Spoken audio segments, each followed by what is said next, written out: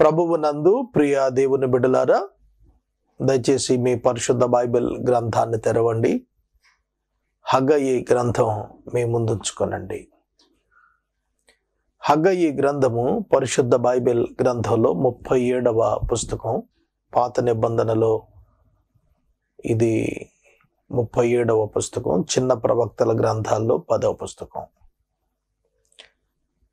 హగ్గయి గ్రంథంలో 2 అధ్యాయాలు మాత్రమే వ్రాయబడ్డాయి. 2 అధ్యాయాల్లో 38 వచనాలు. 38 వచనాల్లో 1131 పదాలు వ్రాయబడ్డాయి. 8 ప్రశ్నలు, 3 వాగ్దానాలు, 9 ఆజ్ఞలు, 5 సందేశాలు. 8 ప్రశ్నలు, 3 వాగ్దానాలు, 9 ఆజ్ఞలు, 5 సందేశాలు హగ్గయి గ్రంథంలో కనిపిస్తాయి. క్రీస్తు పూర్వము 525వ సంవత్సరం మొదలు ఈ ప్రవచనం వచ్చినట్లుగా భావిస్తారు. హగ్గయి అనే మాటకు అర్థము ఫెస్టివల్ ఆర్ మై ఫీస్ట్, నా పండుగ లేదా పండుగ అనే అర్థం. హగ్గయి ప్రవక్త బబులోనులో నుండి తిరిగి వచ్చిన యూదులతో కలిసి యెరూషలేమునకు వచ్చిన వ్యక్తిగా చెప్పబడ్డాడు. బహుశా ఇతడు బబులోనులోనే పుట్టి ఉండవచ్చును. బబులోనులో 70 సంవత్సరాలు యూదులు చెరలో ఉన్నారు. అతడు చెరలో జన్మించి ఉంటాడు. పారసీక రాజైనటువంటి కోరేషు అతడు క్రీస్తు పూర్వము 540 సంవత్సరం ఇంచుమించుగా అతడు రాజ్యానికి వచ్చాడు. కోరేషు అతని మేనమామగా చెప్పబడిన దర్యావేషుతో కలిసి ఆ సంవత్సరాన అతడు బబులోనీయుల పక్షంగా యుద్ధాన్ని అతడు జయించాడు. బబులోనీయుల చరిత్ర మనం చూసినట్లయితే నెబుకద్నెజరు బబులోను ప్రధాన రాజు. ఆ తర్వాత అతని కుమారుడు బెల్షజరు రాజు. బెల్షజరు తర్వాత మాదీయుడగు దర్యావేషు రాజుగా వచ్చాడు. ఆ దర్యావేషు బెల్షజరును చంపినప్పుడు కోరేషు కూడా జాయిన్ అయ్యాడు ఆ యుద్ధంలో అని చెప్పబడుతోంది. తర్వాత దర్యావేషు తరువాత కోరేషు పరిపాలనకు వచ్చాడు. దర్యావేషు మాదీయుడు, కోరేషు పారసీకుడు. కోరేషు పరిపాలనను కూడా కొందరు కొన్ని సందర్భాల్లో దర్యావేషు పాలనగా వ్రాసారనే భావన ఉన్నది. మేనమామ గారి వారసత్వంలో అతని పేరు కూడా దర్యావేషుగానే దర్యావేషు 1గా కోరేషును కొందరు గుర్తించారు. కనుక హగ్గయి గ్రంథంలో చెప్పబడిన దర్యావేషును కోరేషుగానే భావిస్తారు. గ్రంథాల్లో మనం చూస్తూ ఉన్నప్పుడు హెరోడిటస్ అనేటువంటి వ్యక్తి ఈ మాట రాశాడు. కోరేషును గూర్చి యెషయా గ్రంథం, ఎజ్రా గ్రంథాల్లో కనిపిస్తుంది. యెషయా గ్రంథంలో యూదులు ఇంకా చెరకు వెళ్ళక మునుపు యెషయా కోరేషు అను నా మందల కాపరిని నేను ఏర్పరచుకుంటుని, అతడు నా ప్రజలను వెనకకు తిరిగి పంపిస్తాడని చెప్పి ముందస్తుగానే ప్రవచనం చెప్పాడు. కోరేషు యొక్క పేరు, అతని దేశం, అతడు చేయబోతున్న mission, rebuilt of Jerusalem temple decree, ఇవన్నీ కూడా ముందస్తుగా యెషయా భక్తుడు చెప్పగలిగాడు, ప్రవచనంగా చెప్పగలిగాడు. అంటే బిఫోర్ మోర్ దాన్ 100 years యెషయా చెప్పాడు. డైరస్ 1 అని చెప్పబడిన ఇతని కాలంలో ప్రత్యేకంగా ఇతని పరిపాలన 40 సంవత్సరాలు జరిగిందని భావిస్తారు. ఇందులో ప్రధానంగా ఇతడు తాకీదులు ఇచ్చినప్పుడే పారసీక రాజ్యంలో అతడు జనులు అందరికీ చెప్పింది ఏమిటంటే, యూదులలో ఎవరైతే తమ రాజ్యానికి వెళ్ళాలనుకుంటున్నారో వారంతా కూడా వెళ్ళిపోండి, వారి దేవుడు నాకు కనపడ్డాడు, వారి దేవుడు తనకొక మందిరాన్ని తన ప్రజలు కట్టాలని నాకు చెప్పాడు, కాబట్టి మీరు వెళ్ళేవాళ్ళు వెళ్ళండి, వెళ్ళేటప్పుడు వాట్ ఆర్ ద రిక్వైర్మెంట్స్, ఏవైతే ఉన్నాయో అవసరాలు వాటన్నింటినీ తీసుకొని పొమ్మన్నాడు. చాలా దయనీయమైనటువంటి వ్యక్తి ఈ యొక్క కోరేషు చాలా అద్భుతమైన క్యారెక్టర్. అతని మేనమామ దర్యావేషు అహష్వేరోషు యొక్క కుమారుడిగా చెప్పబడ్డాడు. చూడండి, ఈ ప్రత్యేక సందర్భంలో కొన్ని విషయాలు మనం గుర్తుపెట్టుకోవాలి. క్రీస్తు పూర్వం 537లో ఆ డిగ్రీ వచ్చినప్పుడు 36లో వారు బయలుదేరారు. ఇశ్రాయేలీల చరిత్ర చదువుతున్నప్పుడు నాకు విచిత్రంగా ఉంటుంది. ఎందుకంటే వాళ్ళు సౌఖ్యాలకు అలవాటు పడిపోయేవాళ్ళు. బబులోనులో వాళ్ళు ఉన్నప్పుడు వారికి చాలా ఫ్రీ హ్యాండ్ ఉంది. పేరుకి చెరే కానీ వాళ్ళని నాశనం చేసింది ఏం లేదు. వారు అక్కడ అభివృద్ధి చెందారు, అక్కడ వివాహాలు చేసుకున్నారు, డెవలప్ అయ్యారు, ఇండ్లు కట్టుకున్నారు. దౌర్భాగ్యం ఏంటంటే దేవుడు మిమ్మల్ని తిరిగి వెళ్ళమంటున్నాడంటే వెళ్ళటానికి చాలా తక్కువ మంది ముందు బయలుదేరారు. 3,000 చిల్లర మాత్రమే మొట్టమొదటి ట్రిప్లో వెనక్కి వచ్చారని భావిస్తారు. 3 దఫాలుగా వాళ్ళు వెనక్కి వచ్చారు. మనకు చెర తరువాత గ్రంథాలు బైబిల్లో, యూదుల చెర తరువాత గ్రంథాలు హగ్గయి, జకర్యా, మలాకి, ఎస్తేరు, ఎజ్రా, నెహెమ్యా. డానియల్ గ్రంథం at the time of exhale, చెర సమయంలో ఉంది. ఇప్పుడు నేను చెప్పిన చివరి 3 పుస్తకాలు, అలాగే కీర్తనల ముందున్నటువంటి ఎస్తేరు, నెహెమ్యా, ఎజ్రా, ఆ గ్రంథాలు అన్నీ కూడాను పోస్ట్ ఎక్సైల్, చెర తరువాత పుస్తకాలు. ఈ కాలాల్లో జరిగినటువంటి సన్నివేశాల్లో మనం నెహెమ్యా గోడలు కట్టడం, ఎజ్రా తిరిగి వచ్చి ధర్మశాస్త్రాన్ని మరలా వాళ్ళకు బోధించడం, వాళ్ళ ఒక ఆధ్యాత్మిక నేషన్గా బలపరచడం. అదే సమయంలో ఎస్తేరు రాణి కాలంలో అక్కడ ఉండిపోయినటువంటి యూదులు, వెనకకు వెళ్ళిపోమని చెప్పినా కూడా కొందరు యూదులు అక్కడ ఉండిపోయారు. అవి చిన్న సంస్థానాలు కాదు. అహష్వేరోషు పరిపాలన 127 సంస్థానాలు. అక్కడక్కడ మిగిలిపోయిన యూదులు వెనక్కి ఎక్కువ మంది వెళ్ళలేకుండా ఇతర ప్రాంతాలు సెటిల్ అయిపోయారు.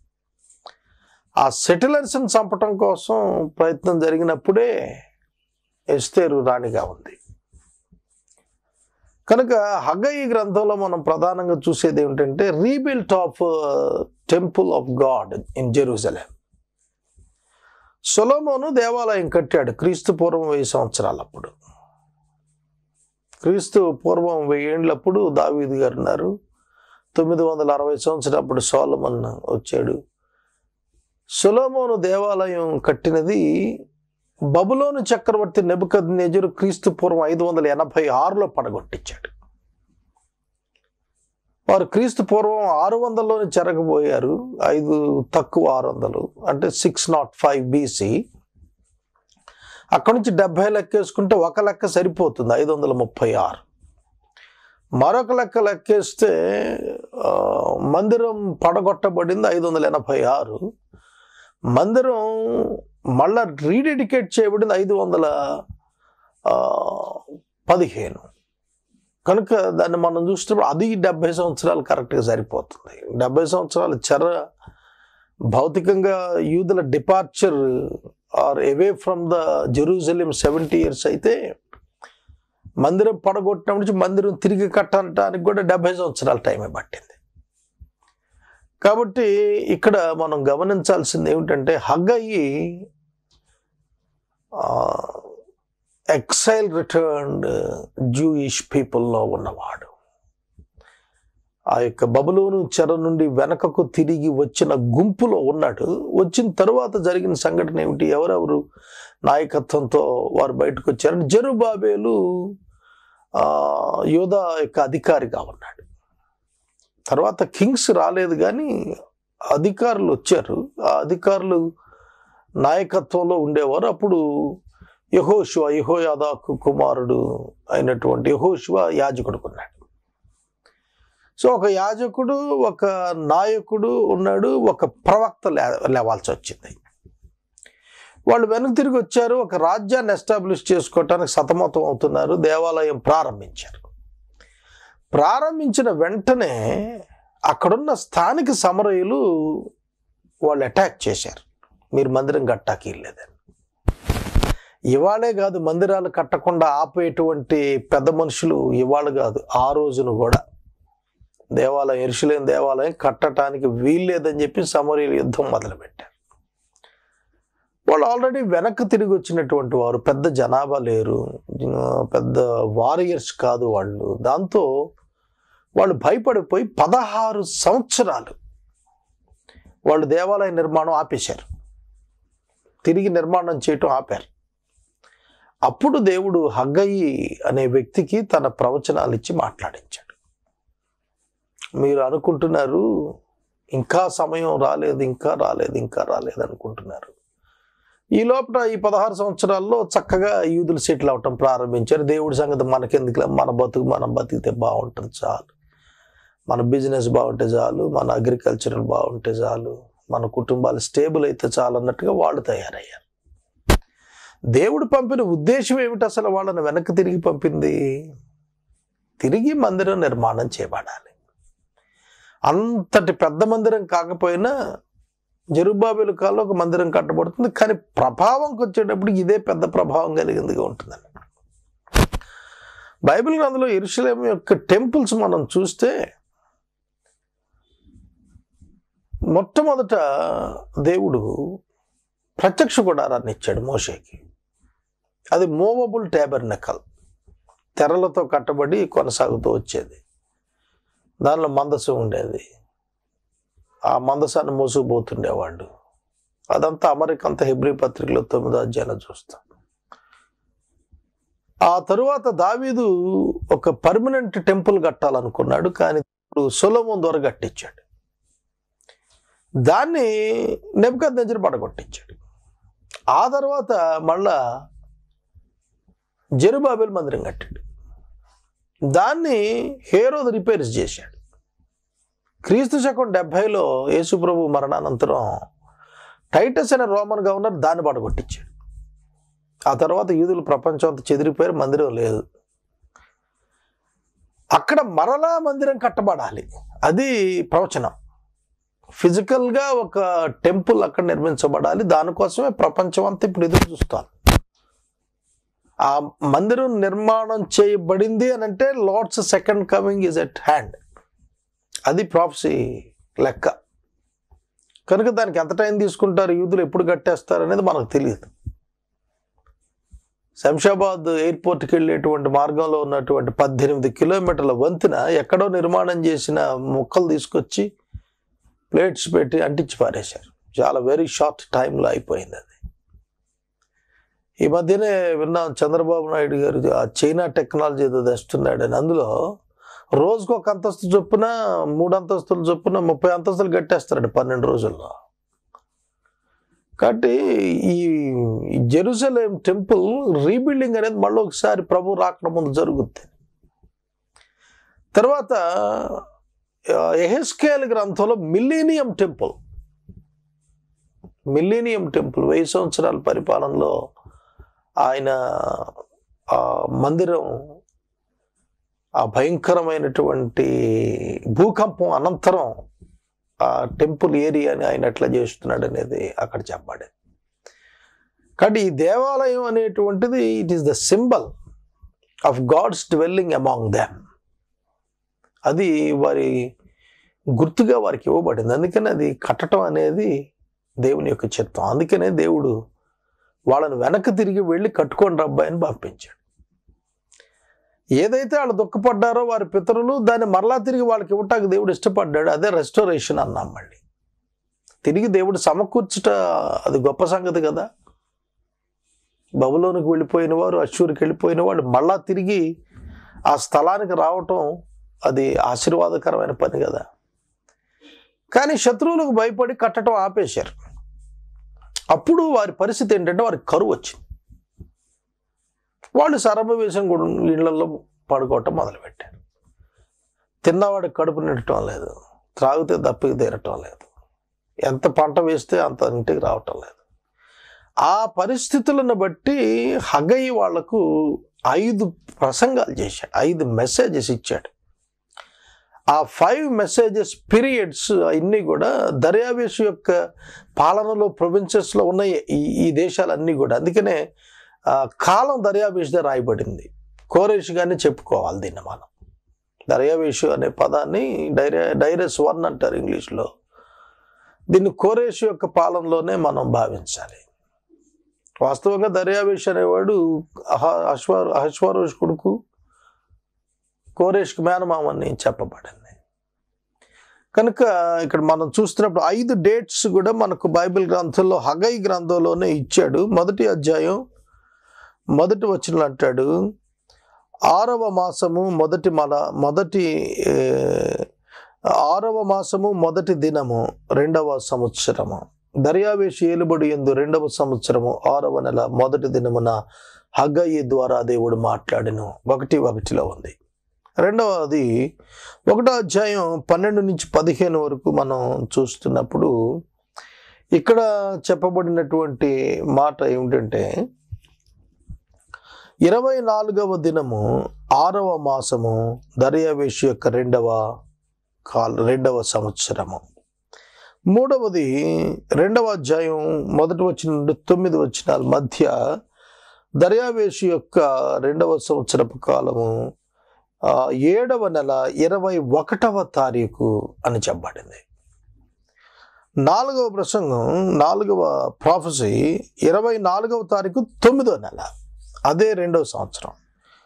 ఆఖరి ప్రాఫెసీ 24వ తారీఖు 9వ నెల, 24వ తారీఖు 9వ నెల సేమ్ డే 2 ప్రాఫెసీస్ వచ్చినట్లుగా 2వ అధ్యాయం 20 నుంచి 23 మధ్యలో కనిపిస్తుంది. 5 మెసేజెస్ వచ్చాయి దేవుడి నుంచి హగ్గయి గ్రంథం. ఈ 5 మెసేజెస్ కూడా చెబుతోంది ఏమిటంటే, దేవుడు మిమ్మల్ని జ్ఞాపకం చేసుకున్నాడు, మీరు మందిరం కట్టాలి, మందిరం కట్టిన తర్వాత మీరు ఆశీర్వదించబడతారు. మునుపటి మందిరం కంటే మీరు కట్టే మందిరం యొక్క ప్రభావం గొప్పగా ఉంటుంది. ఆ తరువాత ఇది మొదలుకుని యెహోవా మిమ్మల్ని ఆశీర్వదించడం ప్రారంభిస్తాడు. మరలా ఒక బలమైనటువంటి రాజ్యంగా మిమ్మల్ని దేవుడు నిర్మాణం చేస్తాడు. ఇది వారికి తెలియజేసినటువంటి ప్రధానమైనటువంటి సందేశంగా మనం చూస్తూ ఉన్నాం. దేవుని యొక్క మందిరం కట్టడం అనేది ఆ దినాన ఒక టార్గెట్ అయితే, ఈనాడు చర్చ్ ఆఫ్ క్రైస్ట్, యేసుక్రీస్తు వారి యొక్క సంఘం యొక్క బాధ్యత ఏమిటంటే గ్రేట్ కమిషన్. ఆనాటి commission rebuild the Jerusalem temple అయితే, ఈనాటి commission reach the world with the gospel of Jesus Christ. ఇది ఈనాడు మనం చేయాల్సినటువంటి మిషన్.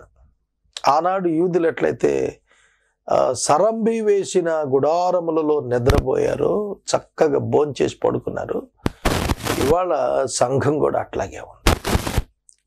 సంఘానికి ఒక అపోహ ఉంది ఏమిటంటే,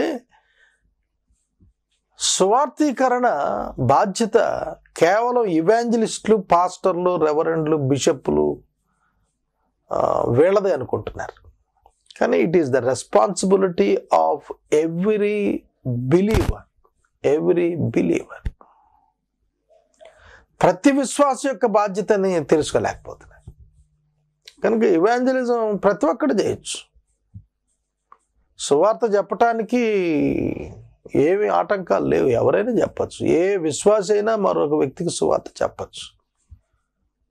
అంతేగాని బీటీహెచ్ చదివితేనే చెప్పాలని ఒకడు, బీడీ చేస్తే చెప్పాలని ఒకడు, ఆర్డినేషన్ ఉంటే చెప్పాలి లేకపోతే లేదని ఇంకొకడు, బైబిల్ డిగ్రీ ఉంటేనే చెప్పాలి లేకపోతే లేదని ఒకడు.